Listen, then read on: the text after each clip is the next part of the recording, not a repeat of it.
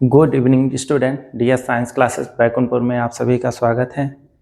आज बेटा हम अध्ययन करने वाले हैं कोलरास का नियम, जो क्लास 12th का बहुत ही महत्वपूर्ण प्रश्न है। तो आइए बेटा सीखते हैं कोलरास का नियम।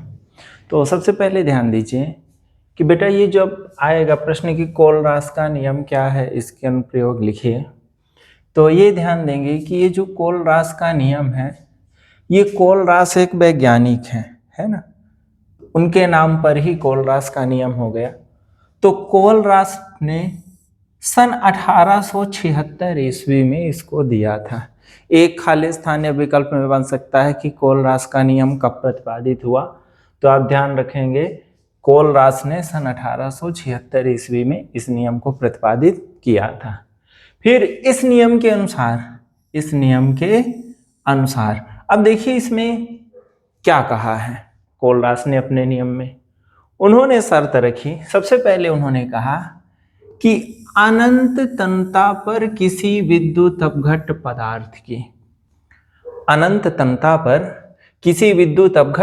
पदार्थ की जो आणविक चालकता को ही हम क्या कहते हैं बेटा, मोलर चालकता। चाहे आप आणविक चालकता कहिए चाहे मोलर चालकता कहिए। तो अनंत तन्यता पर किसी विद्युत अपघट्ट पदार्थ की जो आणविक चालकता यानी मोलर चालकता का जो मान है, उसके संगठक आयन, संगठक का मतलब होता है जिससे मिलकर के बना है। तो जो विद्युत अपघट्ट पदार्थ धन आयन और ऋण आयन से मिलकर बना होता है, तो उसके संगठक आयन धन आयन एवं ऋण आयनों की अनंत तन्यता पर मोलर चालकता के योग के क्या होता है बेटा, बराबर होता है। ये क्या है, कोलरास का नियम। अब जो इसमें शब्द यूज हुआ है बेटा उसको ध्यान दे लेते हैं। सबसे पहले कहा गया कि विद्युत अपघट्ट पदार्थ। तो देखिए विद्युत अपघट्ट पदार्थ क्या होते हैं बेटा, विद्युत अपघट्ट पदार्थ ये बेटा एक ऐसे पदार्थ होते हैं जो ठोस अवस्था में, जब ये बेटा क्या रहते हैं, ठोस अवस्था में होते हैं, तब ये विद्युत के क्या होते हैं बेटा, कुचालक होते हैं। ठोस अवस्था में विद्युत के कुचालक। किंतु जब ये अपनी क्या आते हैं बेटा, पिघली अवस्था में आते हैं, पिघली अवस्था या जलीय अवस्था, तो ये जलीय अवस्था में क्या होते हैं बेटा, विद्युत के सुचालक हो जाते हैं। तो ये क्या कहलाते हैं बेटा, विद्युत अपघट्ट पदार्थ। आपको ध्यान रखना है कि जो विद्युत अपघट्ट पदार्थ है वो क्या है। तो विद्युत अपघट्ट वे पदार्थ हैं जो ठोस अवस्था में विद्युत के कुचालक होते हैं, किंतु अपनी पिघली और जलीय अवस्था में विद्युत के क्या होते हैं बेटा, सुचालक होते हैं। अब कोई पूछ सकता है कि बेटा सुचालक क्यों होते हैं, तो आप इसका भी कारण बताएंगे कि जब ये विद्युत अपघट्ट पदार्थ हैं, मानते हैं कि कोई विद्युत अपघट्ट पदार्थ बेटा क्या हो गया, ए बी, एक्स बी या ए बी, कुछ भी ऐसा मान सकते हैं। कुछ नहीं लिखा तो एक अणु, अगर यहाँ हम बेटा 3 कर देंगे तो यानी 3 अणु है ना, विद्युत अपघट्ट ए बी के। अब यहाँ पे देखिए कि ये जो विद्युत अपघट्ट पदार्थ है, जब इसको पिघली और जलीय अवस्था में लाएंगे, जब इसको मान लीजिए कि एक पात्र है, यहाँ पे क्या भरा है, जल भरा है, ठीक है ना, क्या भरा है, जल विलायक। और जब इस विद्युत अपघट्ट को हम क्या करेंगे, इसमें क्या करेंगे, विलय करेंगे, जल में मिलाएंगे, तो जलीय अवस्था में ये क्या होता है बेटा, अपने आयन में बट जाता है, जिससे मिलकर के बना है, अपघटित हो जाता है, टूट जाता है। तो जैसे 3 बार ए बी है, अभी ये ठोस विद्युत अपघट्ट है, जब इसको जलीय विलयन में बेटा मिलाएंगे तो ये क्या होगा, अपने अवयवी आयनों में बटेगा।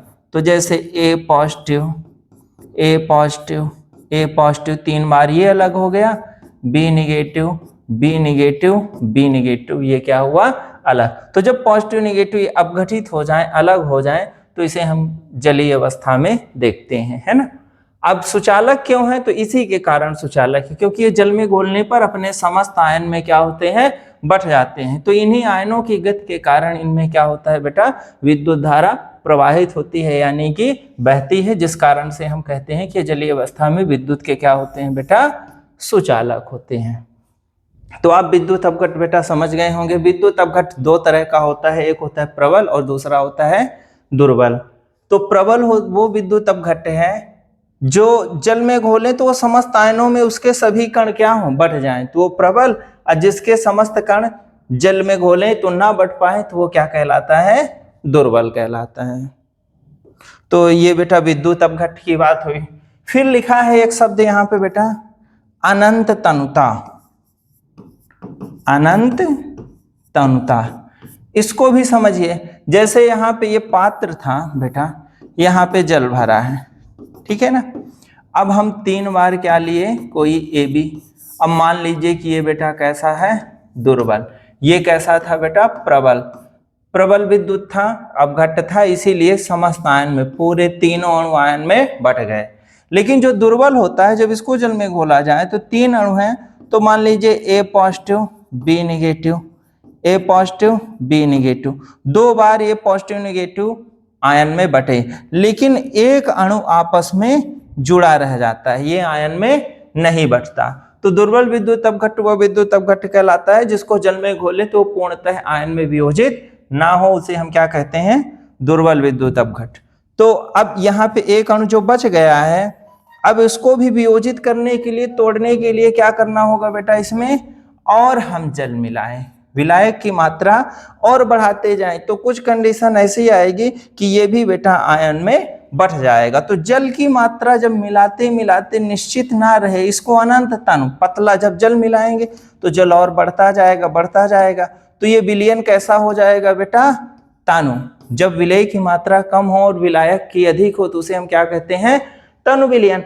और जल हम अनंत तक मिलाते जाएं तो इसको हम क्या बोलते हैं बेटा, अनंत तनुता कह देते हैं, कि जल फिक्स नहीं है कि कितना मिलाना है, एकदम मिलाते जाएं जब तक कि अपने समस्त आयनों में ना बट जाए। तो ये कंडीशन क्या कहलाती है, अनंत तनुता। तो आप बेटा अनंत तनुता समझ गए, विद्युत अपघट्ट पदार्थ समझ गए। विद्युत अपघट्ट पदार्थ है तो तुरंत दिमाग में कॉन्सेप्ट आएगा कि वो जल में क्या होंगे, अपने आयन में बटेंगे, धन आयन और ऋण आयन में बटेंगे। संगठक आयन मतलब जिससे मिलकर के बना है। तो कोलरास ने क्या कहा बेटा, परिभाषा के अनुसार पुनः देखें, कहा उन्होंने कि अनंत तनुता पर किसी विद्युत अपघट्ट पदार्थ की जो मोलर चालकता है, यहां पे बेटा एक शब्द और आया है, मोलर चालकता। ये जो मोलर चालकता है इसको दर्शाते हैं बेटा लैम्डा एम। जब अनंत कर देंगे तो बेटा यहाँ पे इन्फिनिटिव लगाएंगे, है ना, अनंत का ये क्या है, चिन्ह है। तो अनंत तनुता पर किसी विद्युत अपघट्ट पदार्थ की जो आणविक चालकता है उसका मान उसके संगठक आयन, उसके यानी ये जो विद्युत अपघट्ट है इसके संगठक आयन, धन आयन हो चाहे ऋण आयन हो, उसकी भी अनंत तनुता पर मोलर चालकता के योग के क्या होता है बेटा, बराबर होता है। यही क्या है बेटा, कोलरास का नियम। अब चलिए और सीखते हैं इसका गणितीय रूप।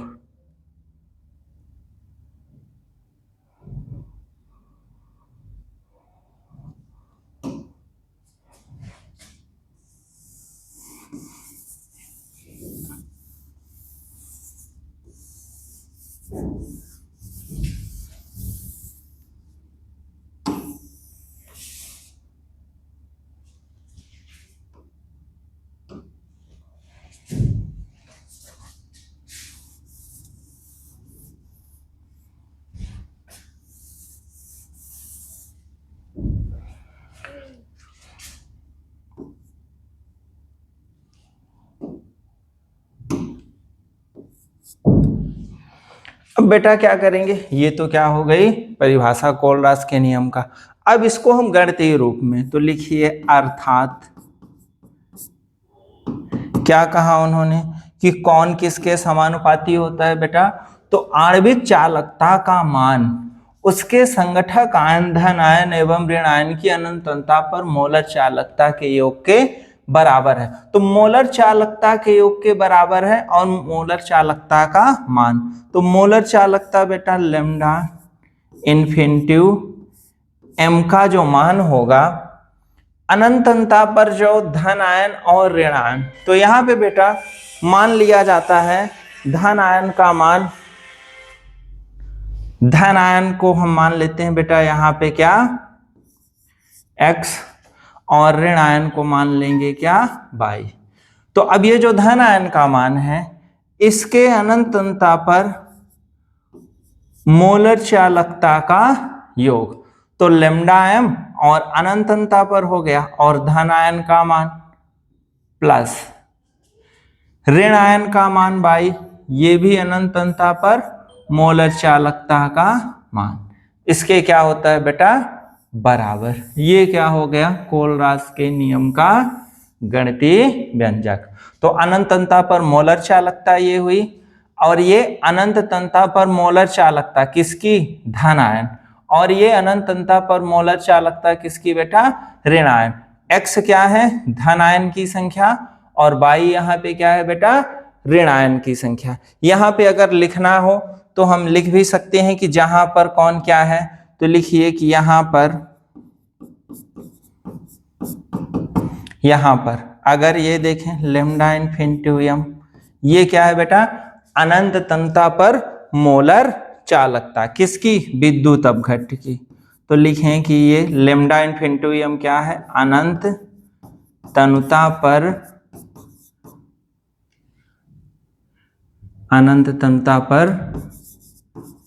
विद्युत अपघट्ट की मोलर चालकता। लैम्डा इन्फिनिटी m अनंतता पर विद्युत अपघट्ट की क्या है बेटा मोलर चालकता। अब यहाँ पे ये जो x है और ये y, तो ये x व y बराबर ये क्या है x और y क्रमशः धन आयन और ऋण आयन की क्या है बेटा संख्या है। तो लिखें x और y क्रमशः धन आयन व ऋण आयन की संख्या है। फिर जब इतने पूरे की बात होगी बेटा कितना पूरा ये क्या है, तो x लैम्डा इन्फिनिटी m धन आयन, तो ये बेटा अनंत तनता पर धन आयन की मोलर चालकता है, अनंत तनता पर धन आयन की मोलर चालकता है। आज जब इसकी बात होगी बेटा तो ये क्या है by lambda infinity m negative बराबर ये बेटा है अनंत तनुता पर ऋण आयन की मोलर चालकता, ऋण आयन की मोलर चालकता। अब क्या करते हैं बेटा यहाँ पे चलिए कुछ एग्जाम्पल देखते हैं, उदाहरण कि कोई विद्युत अपघट्ट पदार्थ मिल जाए तो उसको हम कैसे इस तरह से कोलरास के नियम के आधार पर आयन में बांटेंगे।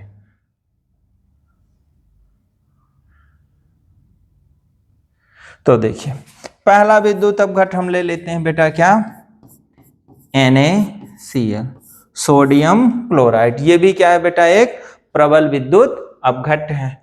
तो अब NaCl को कोलरास नियम के आधार पर अगर बांटें तो अनंत तनता पर मोलर चालकता किसके ज्ञात करना है बेटा NaCl विद्युत अपघट्ट की। अब ये बटेगा तो धन आयन और ऋण आयन होगा। तो ये ध्यान दीजिए बेटा कि ये जो NaCl है जब अलग होता है तो Na एक बार पॉजिटिव होता है, Cl एक बार निगेटिव होता है। तो जब इसको हम बांटेंगे तो x की जगह धन आयन की संख्या, तो इसमें NaCl में Na क्या है बेटा एक बार है, तो एक बार के लिए x की जगह हम एक नहीं लिखते, वो माना जाता है। तो ये बेटा किसका हो जाएगा lambda infinity m Na positive plus lambda infinity m Cl negative. तो कोलरास के नियम के आधार पर इस विद्युत अपघट्ट का ये क्या हो गया अनंतता पर धन आयन और ऋण आयन की आणविक चालकता का मान का योग ही क्या है बराबर है मोलर चालकता के। तो पहला तो ये हो गया। यहाँ x और y की जगह क्यों नहीं लिखे हैं कुछ, क्योंकि बेटा x भी एक बार धन आयन है तो ऐसे एक नहीं लिखा जाता, y भी कितनी बार है, एक बार है, तो इस तरह से नहीं लिखा जाता। अब इसी तरह बेटा कोई दूसरा विद्युत अपघट्ट ले लीजिए। दूसरा विद्युत अपघट्ट मान लीजिए कि ले रहे हैं क्या, MgCl2, मैग्नीशियम क्लोराइड। इसको भी आयन में बांटना देखें बेटा, MgCl2, इसमें क्या है बेटा, Mg एक बार है और क्लोरीन कितनी बार है, 2 बार है। तो यहाँ पे ये एक बार Cl नेगेटिव, ये क्लोरीन, क्लोरीन क्या होता है बेटा, एक एक बार नेगेटिव, और जो एक ही मैग्नीशियम है ये क्या होता है, 2 बार पॉजिटिव, तो 2 बार पॉजिटिव और 2 बार इनका निगेटिव, तो इनमें धन आयन और ऋण आयन का क्या है बेटा, संतुलन है। अब क्या करेंगे, इसको जब कोलरास के नियम के आधार पे अलग करेंगे तो अनंत तन्यता पर मोलर चालकता बेटा हो गया MgCl2, ठीक। अब यहाँ पे देखिए मैग्नीशियम बेटा कितनी बार है, एक ही बार है, तो x की जगह हम एक नहीं लिखेंगे, सीधे क्या लिखेंगे, लैम्डा इन्फिनिटी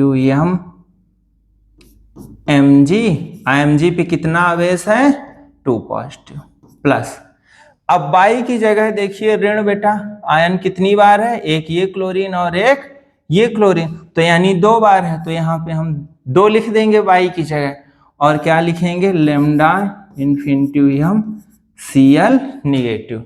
तो ये बेटा क्या है, विद्युत अपघट्ट पदार्थ के आयनों का अपघटन। तो जब कोलरास का नियम आएगा कि कोलरास का नियम किसे कहते हैं, तो बेटा आप यहां तक करेंगे।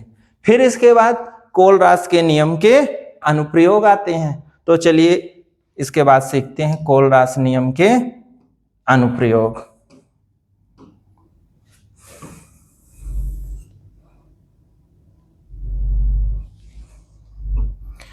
तो बेटा अब आप हेडिंग डालिए कोलरास नियम के अनुप्रयोग, कोलरास नियम के अनुप्रयोग।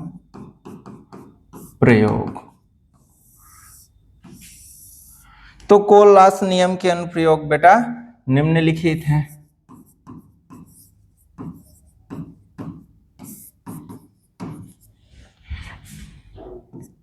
पहला लिखें कि कोलरास नियम जो है इसकी सहायता से बेटा दुर्बल विद्युत अपघट्ट की अनंत तन्यता पर मोलर चालकता ज्ञात की जा सकती है। तो पहला लिखें कि इस नियम की सहायता से, इस नियम की सहायता से, इस नियम का अर्थ है बेटा ये जो हेडिंग डली है कोलरास का नियम, तो इस नियम की सहायता से अनंत तन्यता पर विद्युत अपघट्ट की आणविक चालकता ज्ञात की जा सकती है। दुर्बल विद्युत अपघट्ट की अनंत तन्यता पर मोलर चालकता